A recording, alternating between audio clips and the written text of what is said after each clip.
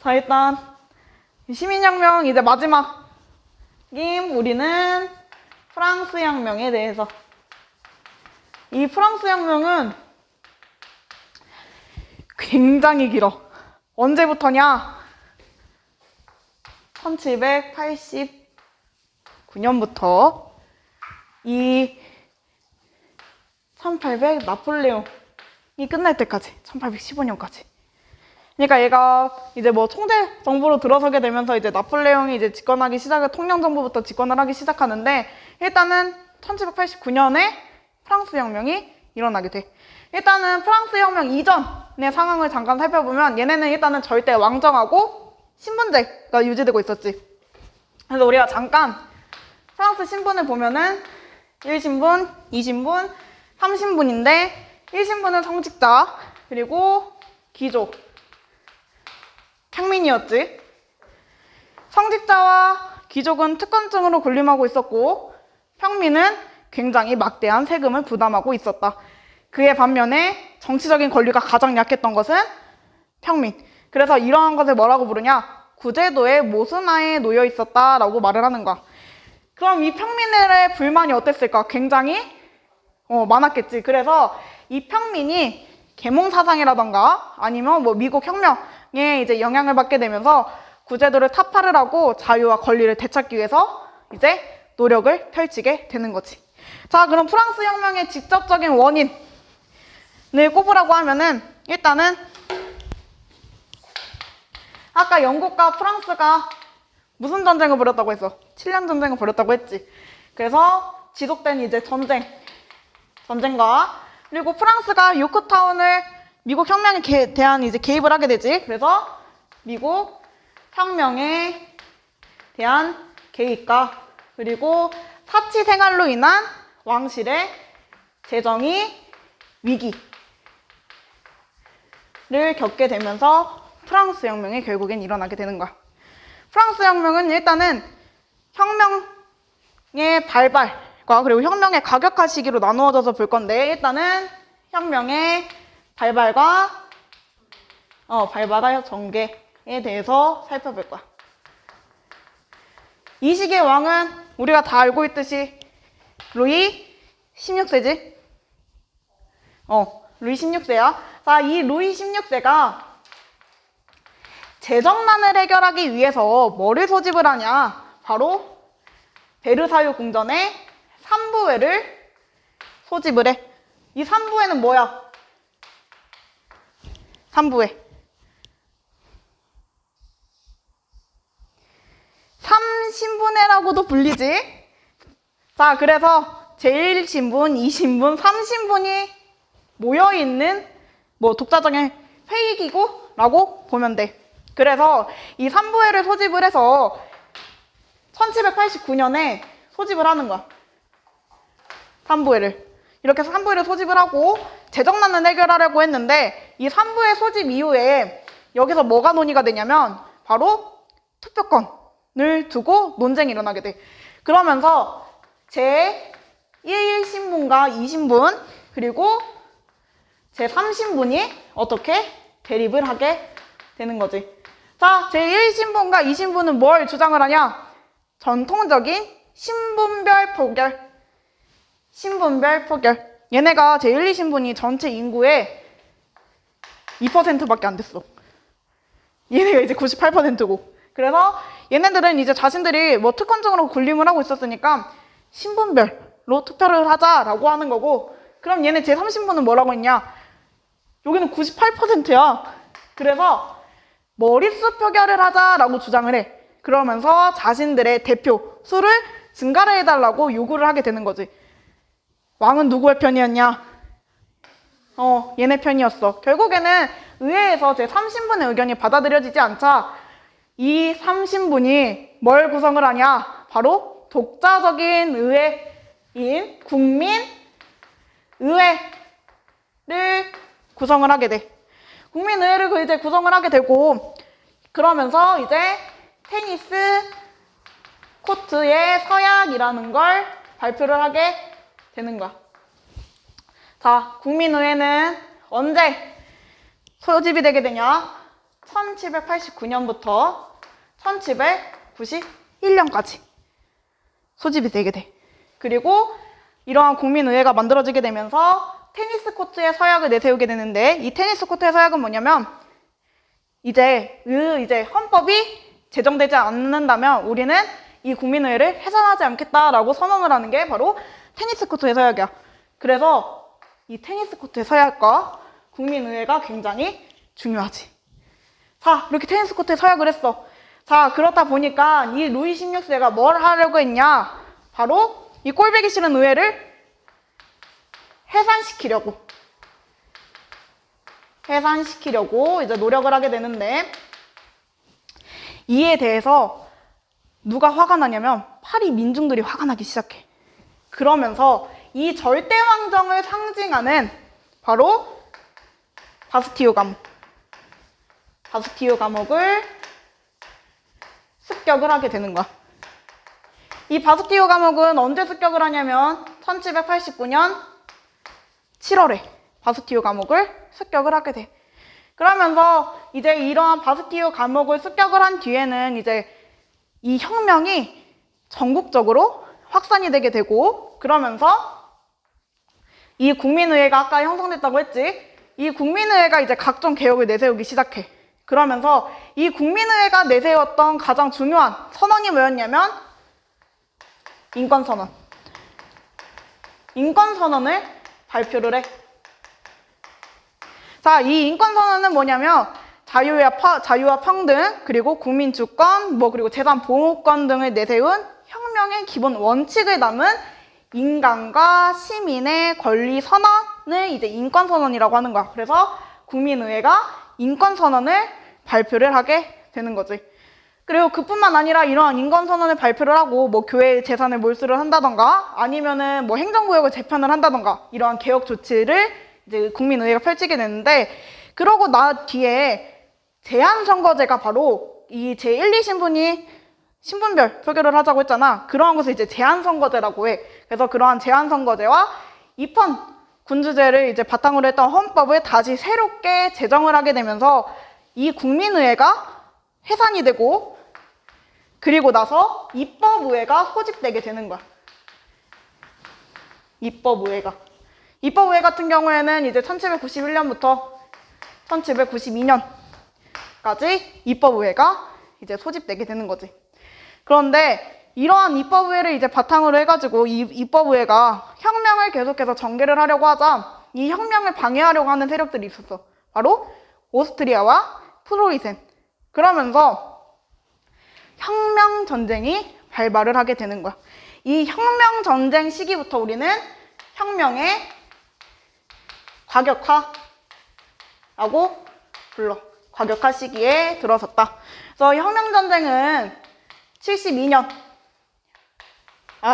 92년에 혁명 전쟁이 일어나게 되는데, 일단은 이 혁명 전쟁은 민중들이 많이 참여를 해.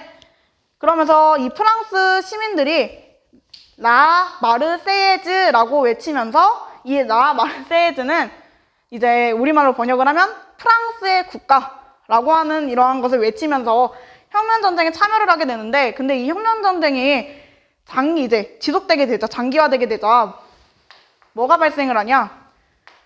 물가가 상승하고 식량이 어떻게 될까? 부족해지게 돼. 그러다 보니까 결국에는 파리 시민들이 이제 민중들이 참여를 했잖아. 근데 전쟁이 자꾸 장기화되고, 그리고 이 전쟁은 이 프랑스가 우세했던 것이 아니라 오스트리아와 프로이센이 더 우세했단 말이야. 그렇다 보니까 결국에는 이러한 것들을 겹치게 되면서 봉기가 일어나. 파리 민중이 봉기를 일으키게 되고, 이 파리 민중을 뭐라고 부르냐면 상컬로트. 그래서 상컬로트 봉기라고도 불러. 왜 상컬로트라고 했냐면 이제 옛 귀족들이 다 짧은 바지를 입었대.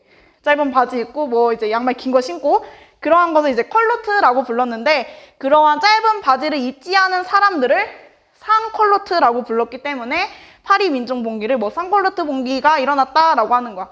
그래서 파리 민중의 봉기가 일어나. 그러면서 어디를 습격을 하냐? 왕궁을 습격을 하고, 그러면서 왕권이 정지가 되게 돼. 그러자 나 1792년까지 입법 의회였지. 여기서 다시 한번 의회가 제정되게 돼. 자, 이 시기에 국민공회가 들어서게 되면서 이 국민공회는 뭘 발표를 하냐? 바로 공화정을 선포를 하게 되는 거야. 공화정 선포. 자, 이렇게 공화정을 선포를 했어. 그래서 국민공회는 1792년부터 1795년 약 3년간 이제 국민공회가 이끌게 되는데, 이러한 국민공회가 공화정을 선포를 하고 나서 이제 이 국민공회 안에서는 온건파랑 급진파로 나누어지게 돼. 그래서 온건파는 이제 지롱드파라고 부르고 급진파는 이제 자꼬뱅파라고 부르는데, 결국에는 이제 자꼬뱅파, 급진파였던 자꼬뱅파의 주도로 누가 처형이 되냐? 누가 처형이 될까? 바로 루이 16세가 어디서? 자신이 만들었던 단두대에서 처형당하게 되는 거야. 이렇게 단두대에서 처형을 당했어. 그러면은 이제 공화정을 선포를 했으니 잘 이끌어 나가겠구나 라고 했는데, 여기서 문제가 뭐냐? 이 급진파랑 온건파랑 갈등이 일어나게 되는 거야. 그래서 이 루이 16세가 처형당하게 된 다음에 온건파와 급진파가 대립을 하게 되고, 누가 더 힘이 세냐? 급진파 애들이 더 힘이 셌어. 그래서 이제 급진파의 수장이라고 불리는, 바로 우리가 잘 기억해야 될 로베스 피에르라는 사람이 등장을 하게 돼. 그래서 이 로베스 피에르가 공안위원회라던가 혁명재판소를 만들게 되면서, 그러한 공안위원회와 혁명재판소를 가지고 반혁명, 그러니까 자신의 거스르는 사람들을 모두 다 처형을 시켜. 그러면서 이러한 것을 뭐라고 부르냐? 로베스피에르의 공포정치가 실시되었다라고 부르는 거야. 자, 이렇게 공포정치가 실시가 되다 보니 파리 시민들이 또 불만을 가지게 돼. 아니, 저 새끼는 이렇게 공화정 선포해가지고 잘 이끌어 나갈 줄 알았더니 반혁명파 세력들을 모두 다 처형을 시키는 공포정치를 실시를 하네 라고 하면서 여기는 불만을 가지게 되고, 그러면서 뭐가 일어나냐? 온건파들이 주도로 한 테르 미도르의 반동이 일어나게 돼. 그러면서 누가 실각을 하냐? 바로 로베스 피에르가 실각을 하게 되고 후에 처형당하게 되는 거야. 그러면 이러한 프랑스 혁명의 얘네 의의는 뭘까? 평등. 얘네 의의 같은 경우는 일단 프랑스 혁명의 이념이 자유, 평등, 우애였어. 그래서 자유, 평등, 우애 이념을 내세우면서 이제 구제도를 이제 타파를 하게 됨으로써 시민사회를 형성을 하게 되고, 그러한 시민사회를 만들게 됨으로써 자본주의로 발전할 수 있는 토대를 마련을 하게 됐다는 거지. 또한 아까 얘네가 인권선언 발표했지, 인권선언. 그래서 이러한 인권선언과 그리고 이 국민의회가 이제 노예제 폐지 또한 주장을 하게 되는데, 그러한 인권선언과 노예제 폐지를 바탕으로 해가지고 결국에는 이제 민주주의로 발전할 수 있었다는 그러한 의의가 있지. 자, 이렇게 로베스피에르가 실각을 하고 처형을 당했어. 그러면서 뭐가 일어나냐? 총대정부가 실시가 되게 돼. 온건파들이 제한선거제 그리고 입헌 군주제를 이제 다시 법으로서 제정을 하게 됨으로써 이 5명의 총재가 다스리는 총재정부가 들어서게 되는데, 얘네 총재정부는 아무리 자기 시민들이 똑똑하다고 하더라도 이 국내에 당면했던 그런 문제들을 해결하는데 굉장히 무능함을 드러냈단 말이야. 그러면서 바깥에서는 누가 주목을 받기 시작하냐? 20대의 젊은 장군이었던 나폴레옹이 계속해서 바깥에서 승리를 하게 되는 거야. 외국과의 전쟁에서. 그러면서 이 나폴레옹이 이때 주목을 받기 시작해. 총재정부 시기에. 그래서 나폴레옹의 이제 집권. 그럼 나폴레옹은 어떻게 집권을 실시를 했느냐? 이 나폴레옹이 이집트 원정을 돌아오고 나서 쿠데타를 일으켜. 그러면서 누구를 물리치냐? 바로 총재 정부를 무너뜨리는 거야. 총재 정부를 무너뜨리고 자신이 이제 뭘 세우냐면 통영 정부라는 걸 세우게 돼. 그래서 통영 정부를 세운 다음 자신이 제1통령이 되게 되는 거야. 이 통영 정부는 언제 세워지냐면 1799년에 통영 정부가 세워지게 돼. 그래서 자신이 이제 제1통령이 되었으니 어떻게 정책을 펼쳐야겠지. 일단은 얘는 정말 싸움을 잘했나 봐. 대외적으로 이제 대프랑스 동맹이라고 있는데 대프랑스 동맹을 어떻게 격파를 하게 돼. 이 대프랑스 동맹은 뭐냐면 93년에 이제 프랑스 혁명의 뭐 이제 가격화나 이제 그리고 뭐 나폴레옹이 이제 전쟁에서 계속해서 승리를 하게 됨으로써 이러한 것을 이제 대항하기 위한 쉽게 말하면 군사적인 동맹이라고 보면 돼. 그래서 뭐 영국, 러시아, 뭐 오스트리아, 뭐 프로이센 이러한 애들이 이제 대프랑스 동맹을 이제 만들게 되는데 그러한 프랑스 동맹을 이 나폴레옹이 격파를 해. 또한 아까 얘네가 이제 총재정부 시기에 굉장히 물가가 불안정했단 말이야. 그래서 그러한 물가를 안정시키기 위해서 뭘 실시를 하냐? 은행을 설립을 하게 돼. 은행을 설립을 하고 그리고 국민교육제도를 이제 도입을 하게 되는 거지. 이 나폴레옹과 관련해서는 이 시기에 법전이 하나 편찬이 되게 되는데 그 법전이 바로 나폴레옹 법전이야. 이 나폴레옹은 1804년에 나폴레옹 법전을 편찬을 하게 됨으로써 이제 법 앞에 국민들이 모두 평등하다는 것을 이제 주장을 하게 되고 법전을 편찬을 함으로써 이제 프랑스 혁명의 이념을 더욱더 확산시키게 되는 거지.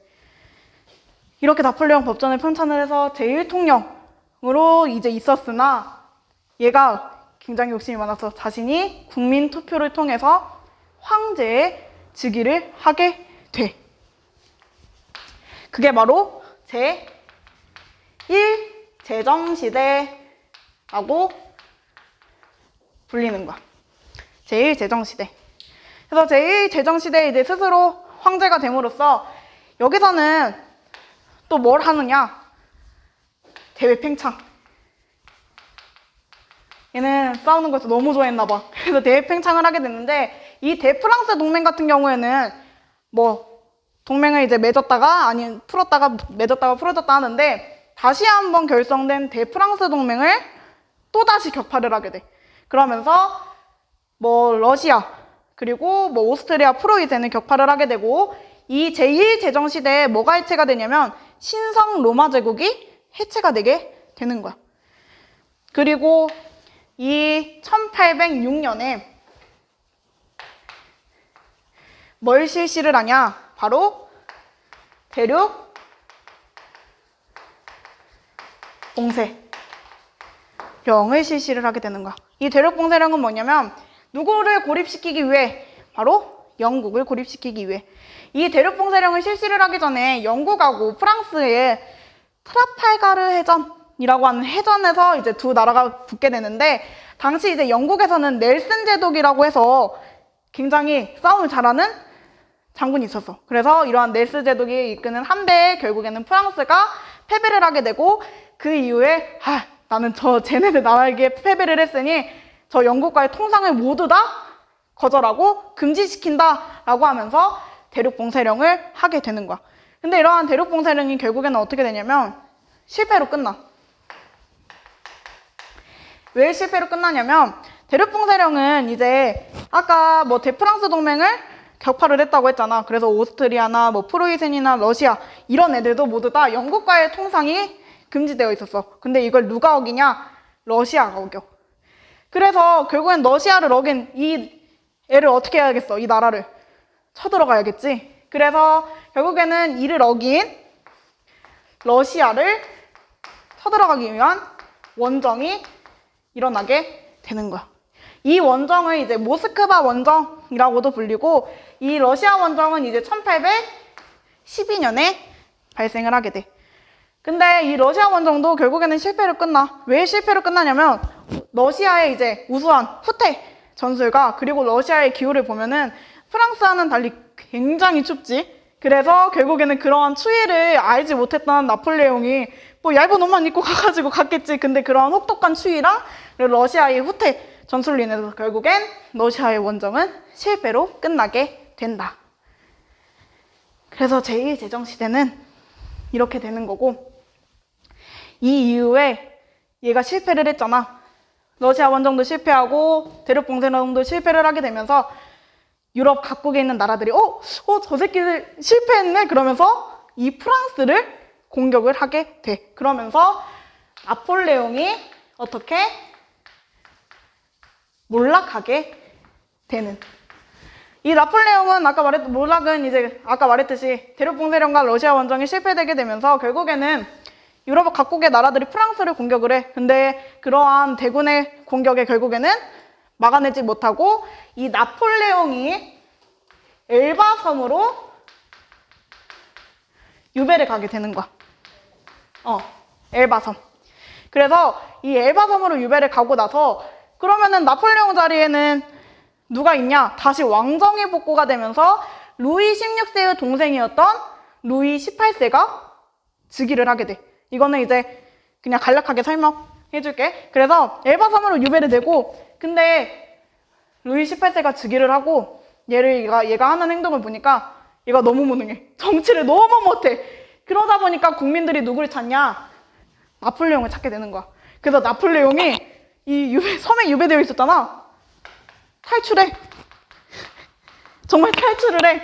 그래서 나폴레옹이 탈출했다는 소식을 듣고 루이 18세가 군대를 보내서 나폴레옹을 없애라고 하는데 그 왕 아래에 있던 군대조차도 왕을 싫어했던 거야. 그래서 탈출했던 나폴레옹과 손을 잡아. 그래서 손을 잡고 난 뒤에 20일 만에 수도로 들어오게 되고 결국에는 이 루이 18세가 영국으로 피신을 하게 돼.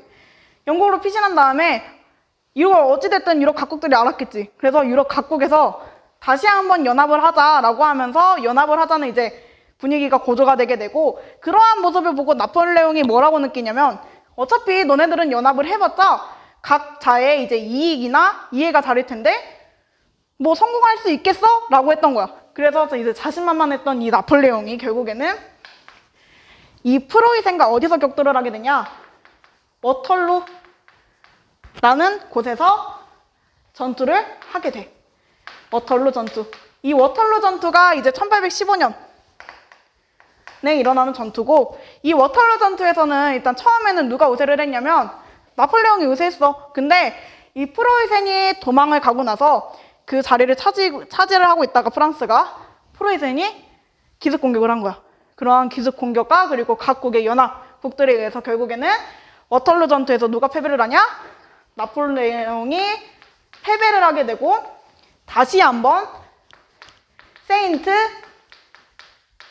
헬레나 섬이라고 하는 이 섬에 다시 또 유배를 당하게 돼. 그러면서 나폴레옹은 몰락을 하게 되는 거야. 참, 섬에 유배됐는데 탈출하고 결국에는 이 섬보다 더 혹독한 섬에 이 나폴레옹을 유배를 하게 됨으로써 결국에는 이 나폴레옹이 몰락을 하게 되는 거지. 근데 이 나폴레옹이 그러면 뭐 나쁜 영향만 있었냐? 그건 또 아니야. 얘가 이제 대정복전쟁을 펼치게 되잖아. 그런 정복전쟁을 펼치게 되면서 프랑스 혁명의 이념인 자유주의가 확산되게 되고, 그러면서 이제 유럽 각국에서 전제정치를 폐지를 하고 시민의 권리와 자유를 보장하기 위한 노력을 많이 펼치게 돼. 그리고 그뿐만 아니라 당시 이제 나폴레옹 아래에 있던, 그러니까 프랑스 아래에 있던 뭐 이탈리아나 뭐 독일 같은 경우에서는 이제 민족주의 운동이 대두가 되게 되면서 이제 이러한 나폴레옹에 대항하기 위한 민족주의 운동이 전개가 되게 되는 거지. 뭐 독일의 이제 피에타라고 불리는 이 사상가 같은 경우에는 처음에는 프랑스 혁명이 일어나고 나서 프랑스가 혁명을 일으키면서 뭐 시민들이 권리를 되찾았구나 좋아했는데, 나폴레옹이 이제 제1제정 시대로 이제 돌아서게 되잖아. 그러면서 이러한 나폴레옹의 황제로 즉위한 것에 굉장히 반발을 하게 되면서 독일 안에서 이제 나폴레옹의 대항하라라고 외쳤던 사람이 이제 피에타라고 불리는 사람이야. 여기까지가 프랑스 혁명. 그래서 프랑스 혁명은 굉장히 알아둬야 될 게 많아. 그래도 통영정부, 그리고 뭐 제1제정시대, 그리고 나폴레옹이 몰락한 과정은 잘 나오지는 않지. 이제 뭐 프랑스의 자치정부들이 어떻게 수립이 됐는지에 대해서 물어보는 게 이제 많지. 아니면 사건 순서나.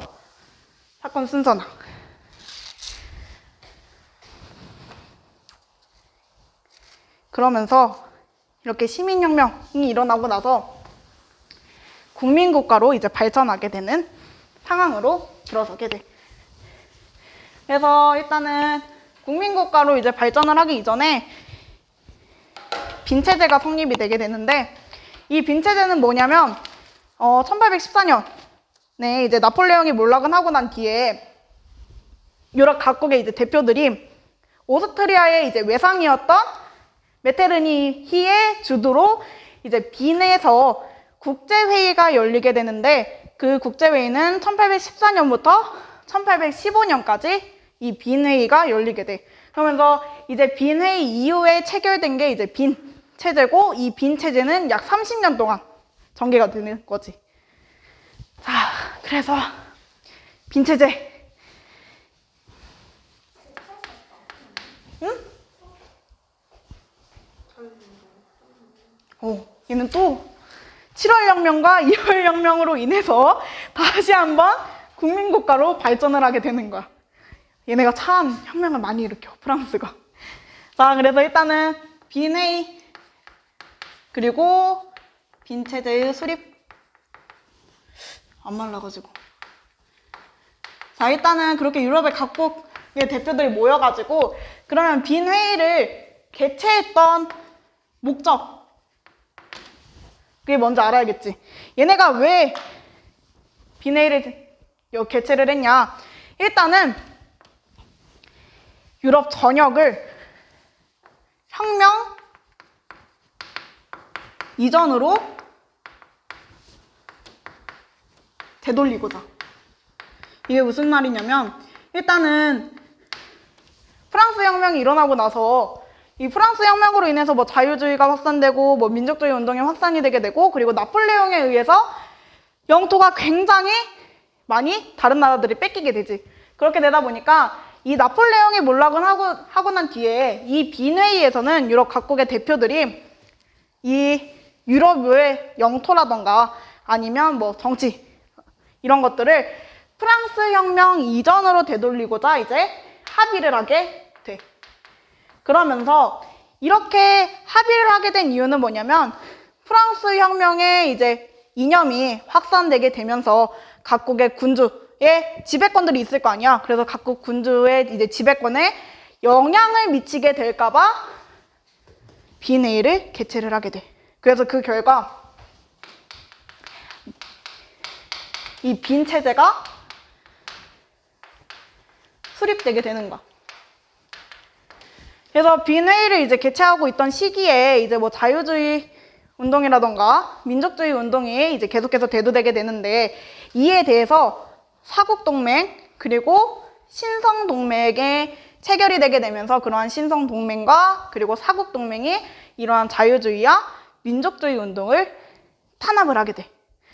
이 사국동맹은 뭐냐면 영국 그리고 러시아, 프로이센, 오스트리아고, 신선동맹은 영국을 제외한 러시아, 오스트리아, 프로이센이 이제 연합한 체제야. 그래서 사국동맹과 신성동맹이 이러한 민족주의와 자유주의 운동을 탄압을 하게 되면서 이제 보수주의적인 성향을 가진 빈체제가 수립되게 되는 거지.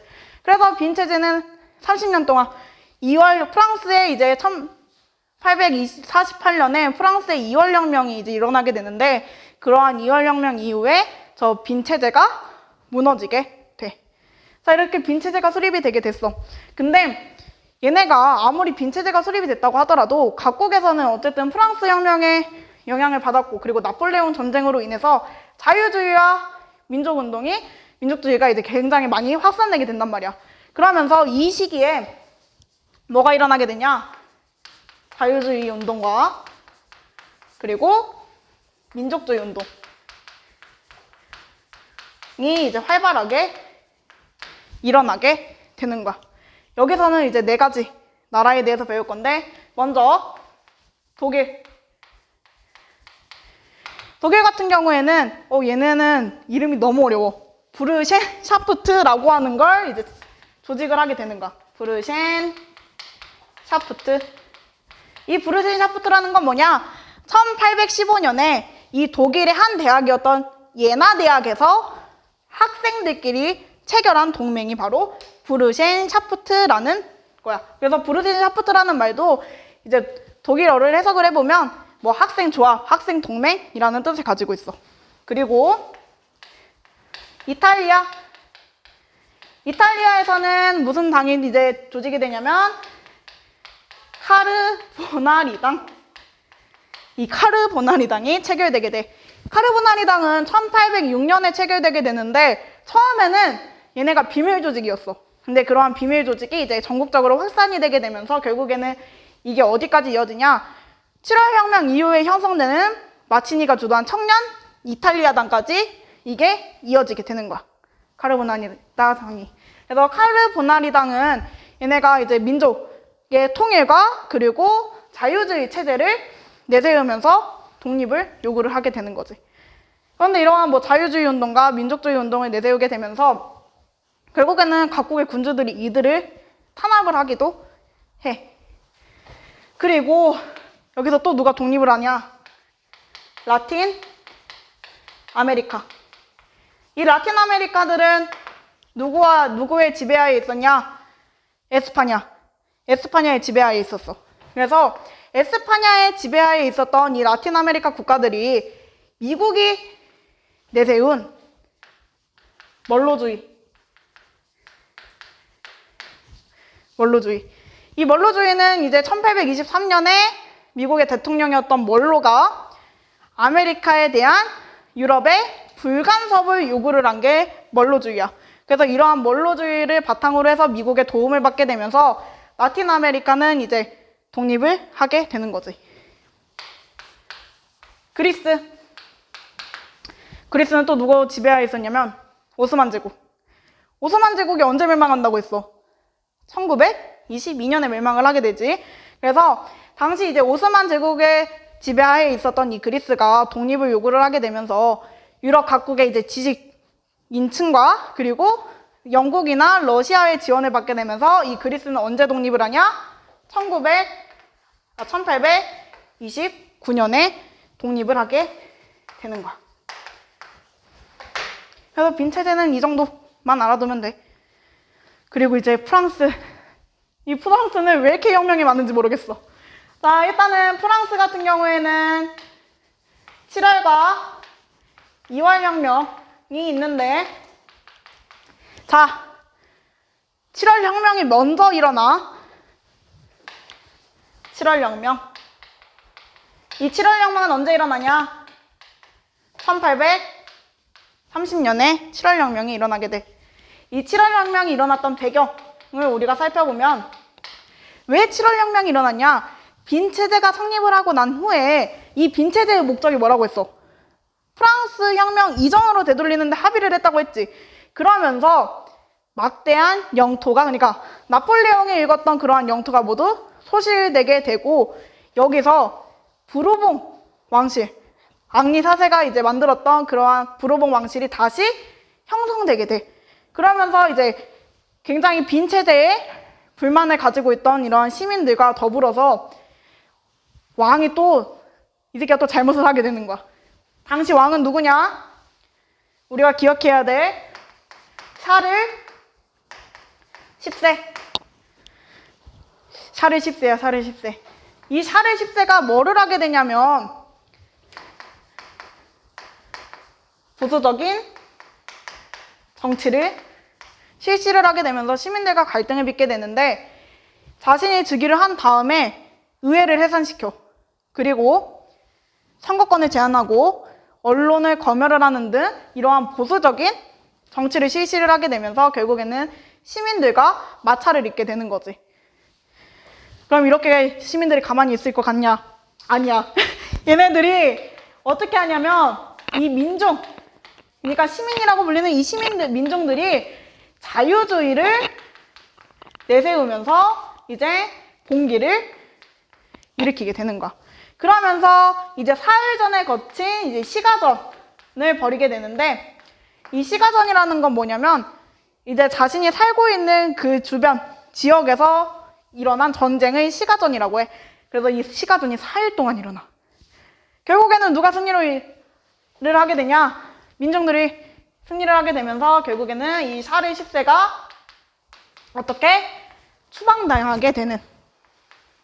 자, 그럼 왕의 자리가 비었으니 새로운 왕을 옹립을 해야겠지. 그래서 이 7월 혁명의 결과로 누가 즉위를 하냐? 바로 루이 필리프라는 왕이 즉위를 하게 되면서 이 루이 필리프 같은 경우에는 이판군주제를 바탕으로 정치를 이루게 되는 거지. 이 샤를 10세 굉장히 중요하고, 이 루이 필리프는 또 2월 혁명에 가서 굉장히 중요한 왕이지. 자, 이렇게 루이 필리프가 입헌군주제를 실시를 하게 되고, 이 7월 혁명의 영향도 만만치 않았어. 7월 혁명이 일어나고 난 뒤에 이제 각국에서 자유주의 운동이 펼쳐지게 되는 거야. 예를 들어서 벨기에 같은 경우에는 브리셀이라는 곳에서 이제 봉기가 일어나게 되면서 독립을 하게 되고, 이탈리아가 이 시기에 이제 마치니가 청년 이탈리아당을 꾸리게 되면서 이제 이탈리아의 통일을 이루게 이제 운동을 벌이게 되는 거지. 자, 여기까지 갔으면 얼마나 좋았겠어. 얘가 정치를 잘했으면은 2월 혁명은 일어나지 않았어. 이 새끼가 문제야. 자, 2월 혁명.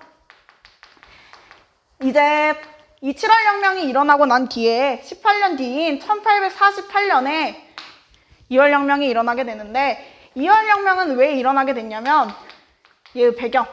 일단은 이 7월 혁명 이후에 이 7월 혁명은 영국에도 많은 영향을 미치게 된단 말이야. 그러면서 영국 내에서도 이제 온건한 자유주의 운동이 실시가 되고 있었고, 그에 반면에 얘가 7월 왕정으로 인해서 이제 7월 혁명으로 인해서 왕으로 등극을 하게 되잖아. 근데 이 루이 필리프가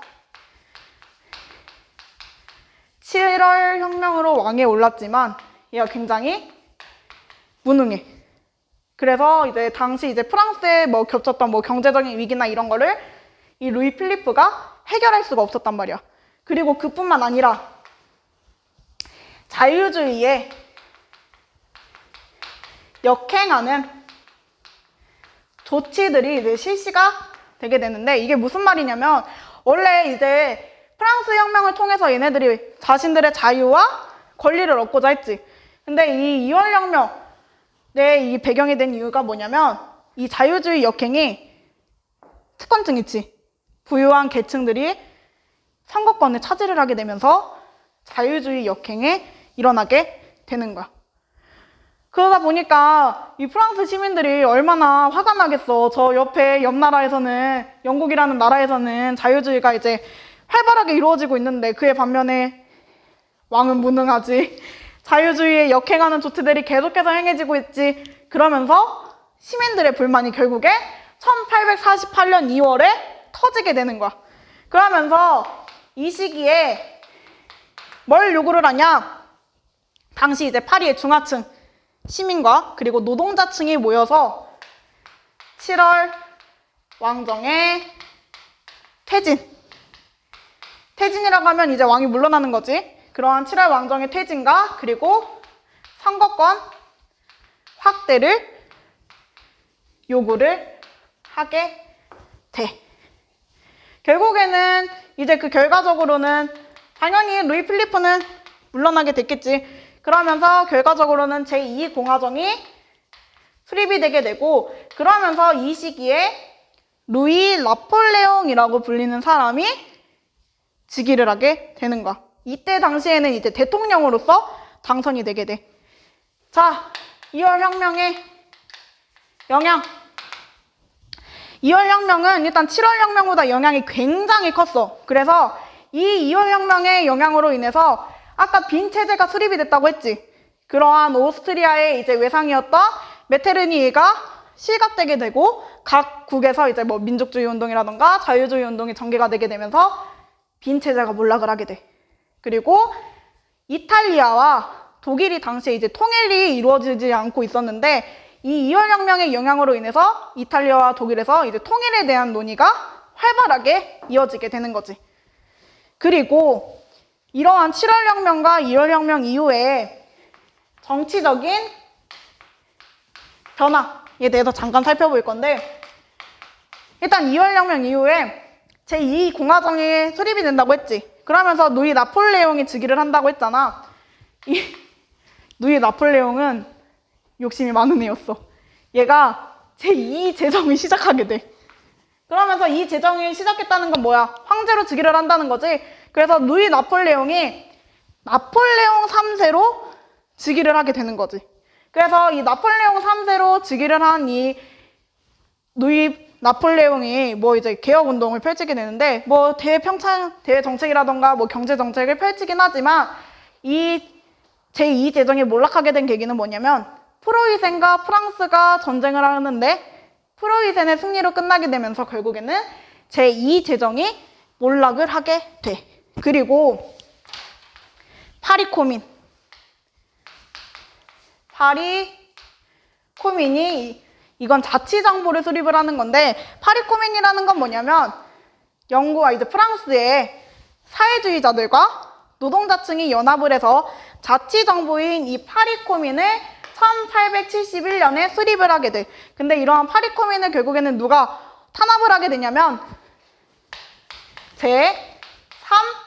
제3공화정. 그러니까 제2제정이 몰락을 하고 나서 제3공화정이 이제 등장을 하게 되는데 그 제3공화정이 이제 머물고 있던 시기에 자치정부를 애들이 수립을 하게 된 거야. 그래서 이 제3공화정 같은 경우에는 누구의 도움을 받냐면 이 독일의 도움을 받게 돼. 그래서 독일의 도움을 받게 되면서 결국에는 무력으로 이 파리 코민을 해치우게 되는 거지. 여기가 이제 프랑스의 7월과 2월 혁명이야. 여기서 중요한 거는